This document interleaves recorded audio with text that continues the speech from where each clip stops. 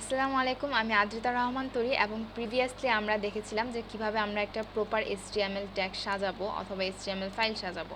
আজকে আমরা কিছু ট্যাগস দেখব, এলিমেন্ট দেখব, কমন কিছু ট্যাগস এবং এলিমেন্ট। তো প্রথমে আমরা যে এলিমেন্ট দিয়ে শুরু করতে পারি সেটা হলো H1।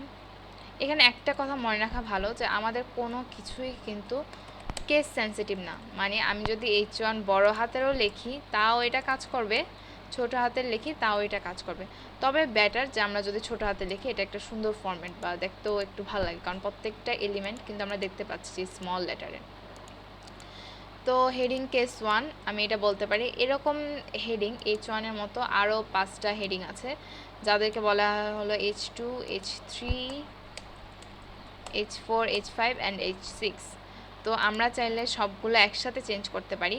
কিভাবে? আমরা যেহেতু প্রথম যখন সাবলাইম টেক্সট এডিটরটি আমরা ডাউনলোড করছিলাম তখন কিন্তু আমরা একটি টুলস ইনস্টল করেছিলাম কমান্ড প্যালেট থেকে।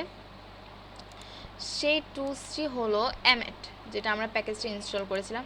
সেই অ্যামেট প্যাকেজটি কী করে? আমাদেরকে একই সাথে একাধিক কার্সরকে হ্যান্ডেল করতে সাহায্য করে। যেমন ধরুন আমি কন্ট্রোলে চাপ দিয়ে যদি H1-এ ক্লিক করি, একই সাথে A1-এ ক্লিক করলাম, একই সাথে A1-এ ক্লিক করলাম। এবার আমি একই সাথে যদি ব্যাক স্পেসে ক্লিক করি, 3টা ওয়ান কিন্তু একসাথে রিমুভ হয়ে গেছে এবং আমি এখানে আমার পছন্দ মতো H2 এলিমেন্ট বসিয়ে দিতে পারি। আবার একই সাথে আমি নিচে কার্সরটাকে নিচের দিকে নিয়ে আসলাম, ডাউন স্পেস ক্লিক করে, ডাউন কিওয়ার্ড ক্লিক করে এখানেও আমি একই কাজ করতে পারি। H3-তে কনভার্ট করে দিতে পারি এটাকে H4, H5, H6। অনেক কম সময়ের মধ্যে কিন্তু আমি কাজটা করে ফেলেছি, তাই না? তো এই কারণে আমাদের সাধারণত প্যাকেজ টুলস অনেক বেশি দরকার হয়। এবার আমরা দেখি যে অ্যাকচুয়ালি প্রত্যেকটা হেডিংয়ের ডিজাইন কীরকম আসে বা স্টাইলগুলো কীরকম আসে। আমি এটাকে ওপেন ইন ব্রাউজারে ক্লিক করলাম এবং ব্রাউজারে ওপেন করছি। একটু সময় নিয়ে আসে, বাট এসে পড়ে। তো আমরা দেখতে পাচ্ছি যে হেডিং কেস 1-এর স্টাইল কেমন, হেডিং কেস 2-এর স্টাইল কেমন, হেডিং কেস 3, 4, 5, 6 এগুলোর স্টাইলগুলো কেমন। এবার আমরা আরও কয়েকটা এলিমেন্ট দেখি। তার মধ্যে আমাদের একটা খুবই ইম্পর্ট্যান্ট এবং খুবই বেশি ইউজ হয় প্যারাগ্রাফ এলিমেন্ট, এটাও একটু দেখে নিই। তো প্যারাগ্রাফ এলিমেন্টের মধ্যে সাধারণত যেটা থাকে সেটা হলো প্যারাগ্রাফ থাকে অনেকগুলো, ঠিক আছে? আমরা যখন কোনো একটা টেক্সট এলিমেন্টের মধ্যে প্যারাগ্রাফ রাখি তখন আমরা প্যারাগ্রাফ এলিমেন্ট ইউজ করি। তো আমরা সাধারণত লোরাম ইপসাম এই জিনিসটা অনেক বেশি ইউজ করি। আমরা যখন ক্লায়েন্টের জন্য কাজ করতে নিই তখন আমাদের প্রচুর র্যান্ডম অথবা ড্যামো টেক্সটের প্রয়োজন হয়। সেই ক্ষেত্রে আমরা লোরাম ইপসাম থেকে কোনো প্রকার কোনো সমস্যা ছাড়া বা কোনো প্রকার কোনো কপিরাইট ইস্যু ছাড়া আমরা এখান থেকে টেক্সট কপি করতে পারি। তো আমি এখান থেকে কিছু টেক্সট কপি করলাম এবং এখানে পেস্ট করলাম। আবারও আমি আরেকটা পি ট্যাগ নিলাম। এবার দেখা যায় আমি কিন্তু প্রত্যেকবার পি ট্যাগটা এরকম করে করছি না, তাই না? কোড করছি না। আমি কিন্তু পিতে ক্লিক করে ট্যাবে ক্লিক করলে আমার পুরো পি ট্যাগটা পুরোপুরি স্টার্টিং ট্যাগ এবং পি ট্যাগের এন্ড ট্যাগ দুটো একসাথে আসছে। তো এখানেও আমি আবার আরেকটা টেক্সট বা আরেকটা প্যারাগ্রাফ এখানে পেস্ট করতে পারি। Ctrl+C দিয়ে এখানে পেস্ট করে দিলাম। এবার Ctrl+S আমরা ক্লিক করলে আমাদের ফাইলটা সেভ হয়ে গেল, অথবা ফাইল থেকে আমরা সেভে ক্লিক করতে পারি। এবার এখানে এসে যদি আমি রিফ্রেশ করি জিনিসটাকে, আমরা কিন্তু দেখতে পাচ্ছি আমাদেরকে দুইটা প্যারাগ্রাফ ক্রিয়েট করে দিয়েছে। এখন দেখা যাচ্ছে দুইটা প্যারাগ্রাফের মাঝখানে কিছু গ্যাপ আছে, তাই না? তো HTML থেকে এটা মানে একদম ডিফল্টভাবেই প্যারাগ্রাফের মাঝখানে দুটো গ্যাপ থাকে। তো যদি আমরা চাই যে একটা গ্যাপ এই প্যারাগ্রাফের মাঝখানে আসুক, অত বেশি গ্যাপ না, ঠিক এরকম কিছু হবে। যেমন এখানে দুইটা প্যারাগ্রাফ, আমি একটু ব্রেক দিলাম, তো এখানে কিন্তু ওরকম গ্যাপ নেই যেটা এখানে আছে, তাই না? যদি আমি এখানে দেখি যেমনটা এখানে আছে, এখানে কিন্তু তেমন একটা গ্যাপ নেই। তো আমি যদি এটা Ctrl+S দিই এবং এখানে রিফ্রেশ করি, আমার গ্যাপটা কিন্তু আসছে না, তাই না? যেরকম গ্যাপ আমি চাচ্ছি, যে আমি চাচ্ছিলাম যে হেয়ারের পর থেকে এখানে একটা ব্রেক হবে, তারপরে নিচের লাইন থেকে প্যারাগ্রাফটা শুরু হবে। আমি চাচ্ছিলাম না যে মাঝখানে এই গ্যাপটা আসুক, তাই মাঝখান থেকে একটা জাস্ট এন্টারে ক্লিক করে একটা গ্যাপ করে নিয়েছিলাম। কিন্তু যদি আমি ওয়েবসাইটে যাই তখন কিন্তু আমি ওই গ্যাপটা পাচ্ছি না। তো এই গ্যাপটা আনার জন্য আমরা যেই কাজটা করতে পারি, বিআর নামে আমাদের একটা ট্যাগ আছে, এটাকে বলা হলো সিঙ্গেল ট্যাগ। এই পর্যন্ত আমরা যতগুলো ট্যাগ দেখেছি অলমোস্ট সবগুলোই কিন্তু একটি স্টার্টিং ট্যাগ আছে এবং একটি এন্ডিং ট্যাগ আছে। স্টার্টিং ট্যাগ আছে, এন্ডিং ট্যাগ আছে, শুধুমাত্র ম্যাটার বাদে। এবং এখন আমরা আরেকটি দেখলাম, সেটি হলো ব্রেক ট্যাগ। এটিরও কোনো এন্ডিং ট্যাগ নেই, এটি শুধুমাত্র একটি স্টার্টিং ট্যাগ আছে। আমি যদি Ctrl+S দিই এবং এখানে এসে রিফ্রেশ করি, এবার কিন্তু আমরা দেখতে পাচ্ছি যে হেয়ারের নিচে একটা ব্রেক পড়ে গেছে, হেয়ারের এখান থেকে একটা ব্রেক পড়ে গেছে এবং পরবর্তী লাইনটা পরের লাইন থেকে শুরু হচ্ছে, পরবর্তী যে সেন্টেন্সটা আছে সেটা পরের লাইন থেকে শুরু হচ্ছে এবং প্যারাগ্রাফের মাঝখানে যে ডিফল্ট আমাদের একটা গ্যাপ থাকে সেটা কিন্তু এখানে নেই। তো ব্রেক ট্যাগটা আমরা যতবার ইউজ করব ও আমাকে ততগুলা ব্রেক দিতে সাহায্য করবে। যদি আমি এটা বারবার ইউজ করি, দেখুন আমার এখানে 5টা ব্রেক এসে পড়বে, একটা লম্বা ব্রেক এসে পড়েছে। তো ব্রেক টুলের মাধ্যমে অথবা ব্রেক অ্যাপটার মাধ্যমে আমরা কিন্তু ইজিলি এখানে প্রচুর পরিমাণে ব্রেক দিতে পারি, অথবা কতটুকু ব্রেক আমাদের প্রয়োজন সেটা আমরা দিতে পারি, বা কতটুকু গ্যাপ আমরা চাই সেই জিনিসটা আমরা ব্রেক টুলসটার মাধ্যমে করতে পারি। আচ্ছা, তো এবার আমরা আরও কয়েকটা বেসিক স্টাইলিং টুলস সম্বন্ধে জেনে নিই। যেমন আমরা প্রিভিয়াসলি জেনেছিলাম বোল্ড টুলটা সম্বন্ধে, বোল্ড এলিমেন্টের সম্বন্ধে। তো আমি যদি এটা কন্ট্রোল এক্স দিয়ে এটা বোল্ডের ভিতরে রেখে দিই, যেটা একটা এন্ট্রি ট্যাগ আছে এবং এন্ডিং ট্যাগ আছে, এবং কন্ট্রোল এস দিই, আমরা দেখতে পারবো যে এটুকু আমার বোল্ড হয়ে গেছে।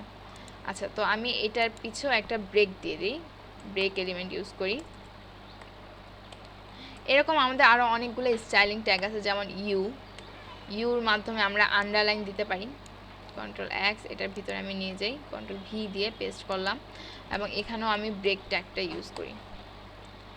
আরও আছে আমার কাছে, যেমন হলো ইটালিক,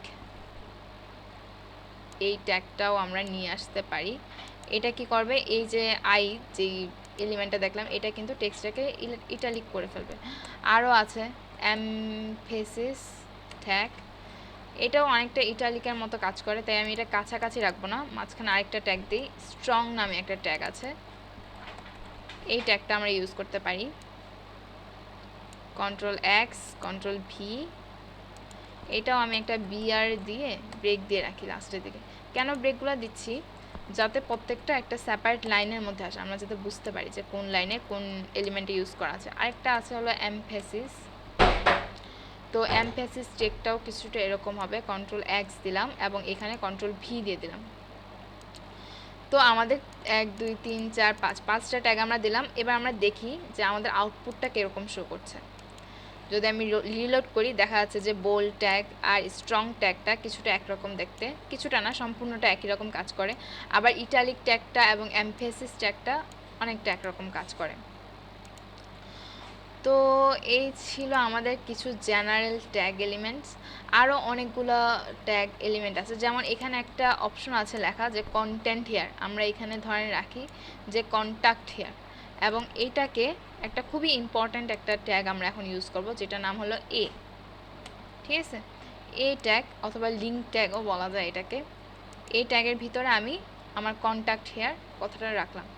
এবার আমরা দেখতে পাচ্ছি যখন আমরা এই ট্যাগটা অটোমেটিক আমাকে এনে দিল, সাথে সাথে কিন্তু একটা অ্যাট্রিবিউটও আমাকে দিল, এটার নাম হলো রেফ অথবা সোর্স। এখানে আমাদের কি করতে হবে, কিছু একটা দিতে হবে, যে আচ্ছা কিছু না দিয়ে শুধুমাত্র এইটুকে আমি দিয়ে দেখাই যে এই ট্যাগটা আসলে কীভাবে কাজ করতেছে, এটা আমরা পরে কাজ করতেছি অ্যাট্রিবিউটের কাজটা। প্রথমে আমরা দেখি যে এই ট্যাগটা আসলে কীভাবে কাজ করতেছে। যদি আমরা এখানে দেখি, যখন এই ট্যাগটার কাছে আসছে, আচ্ছা রেফ জিনিসটা রাখি তাহলে আরও বেটার হবে বুঝতে। আমি এটা রিলোড করি, তো দেখা যাচ্ছে যখন আমি এই ট্যাগটার কাছে আসছি আমার কিন্তু কার্সরটা চেঞ্জ হচ্ছে আর ও কিন্তু ক্লিকেবল হচ্ছে, তাই না? এর মানে হলো এই ট্যাগটা ইউজ করে আমি কোনো জিনিসকে লিঙ্কে কনভার্ট করতে পারি। এই href এটার ভিতরে আমি যদি কোনো লিঙ্ক দিয়ে দিই, যেমন www.google.com, এই জিনিসটার লিঙ্ক আমি যদি দিয়ে দিই, এখন যদি আমি রিফ্রেশ করি এবং এখানে ক্লিক করি, ও কিন্তু google.com-এ যাওয়ার কথা, ঠিক আছে, কিন্তু ও কোনো কারণে ফাইলটি পাইনি। তো আমি একটা ধরেন আমি এই lipsum.com এই লিঙ্কটি আমি এখানে দিয়ে দিই, তো আমি এই লিঙ্কটা এখানে দিয়ে দিচ্ছি, কন্ট্রোল ভি দিয়ে পেস্ট করলাম। এবার কন্ট্রোল এস দিই এবং এখানে এসে আমি রিফ্রেশ করি। এবার যদি আমি কন্ট্যাক্ট হেয়ারে ক্লিক করি, আমাদের লোরাম ইপসাম ফাইলে কিন্তু চলে গেছে, ঠিক আছে। তো এই href-এর মাধ্যমে কি করতেছে, আমি লোকেশন বলে দিচ্ছি যে এখানে ক্লিক করলে এই ওয়ার্ডটাতে কন্ট্যাক্ট হেয়ার, এই ওয়ার্ডটাতে ক্লিক করলে ও একটা লোকেশনে যাবে, সেটা কিন্তু আমি href এটার মাধ্যমে বলে দিচ্ছি। এটা হলো রেফারেন্সের জন্য। আচ্ছা ঠিক আছে, তো এইটুক ছিল আমাদের কিছু বেসিক কাজ। এরকম আরও অনেকগুলো আমাদের ট্যাগস আছে, যেমন এই ট্যাগটার মধ্যে যদি দেখি, আমরা একটা দেখলাম href, আমাদের আরও অনেকগুলো এরকম ট্যাগ আছে, আমরা ইন ফিউচার আরও অনেকগুলো ট্যাগ নিয়ে আলোচনা করব। আপাতত এই ভিডিওর জন্য আমি বলবো যে আপনারা এই পুরো জিনিসটা একটু প্র্যাকটিস করুন। এখানে যতগুলো বেসিক এলিমেন্টস আছে, বেসিক ট্যাগ আছে, এগুলো একটু রিসার্চ করুন, দেখুন। আরও এরকম অনেক অনেক অনেক ট্যাগ আছে যেগুলো হয়তো অতটা এখন একটা কাজে লাগে না। আমি খুবই কমন যে ট্যাগগুলো যেগুলো আপনাদের প্রতিনিয়ত লাগতে পারে সেই ট্যাগগুলো দেখানোর চেষ্টা করলাম। তো নেক্সট ভিডিওতে আমরা আরও এরকম আরও অনেক ইন্টারেস্টিং কিছু ট্যাগস নিয়ে আলোচনা করব।